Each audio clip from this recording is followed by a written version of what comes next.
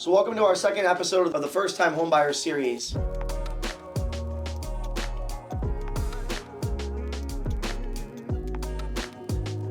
In this episode, I want to talk about renting versus buying. It's one of the biggest concepts in today's modern world where people have arguments from both sides. But here's how we look at it, at least from a real estate broker's perspective. And obviously, real estate brokers always want you to buy because we make more money, but it doesn't always make sense for you, and that's why working with a guy like me is always best for you. If you're gonna be in a location for more than 3 to 5 years, or if you're at least gonna be in that window, it's a good chance that you should consider buying. But if you don't know where you're gonna be working next year geographically, or at least with that company, it may be better to rent something on the shorter term to give you the flexibility to leave if you wanna go pursue another opportunity. Also, if you're gonna be renting, it's important to keep in mind that you don't want to stretch your budget and you want to try to save and get off of this hamster wheel.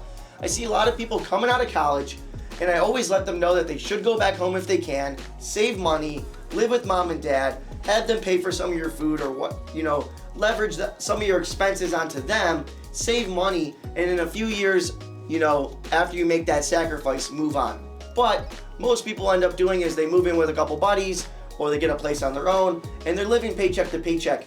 And after a couple years, you haven't made any financial progress. So it's important to make that sacrifice on the front end, or you'll be paying for it on the back end. Next, real estate's one of those things where you're gonna be in it for a long time, and it's a get-rich-slow scheme. And if you buy right and you make improvements over time, you can make money. Not always, but sometimes. It's not fast or instantaneous, and you're not gonna have instant gratification.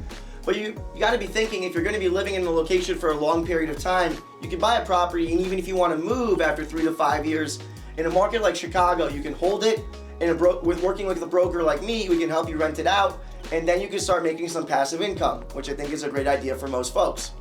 But some of the reasons why you shouldn't buy that I mentioned earlier is if you don't think you're gonna be here for more than 3 to 5 years, and you feel like you're gonna be moving in the next 2, it doesn't make sense to shell out that down payment, because when you're going to sell, you're going to have to pay an agent to sell your location, and you're not going to recoup everything that you spent, and you're going to be at a net loss.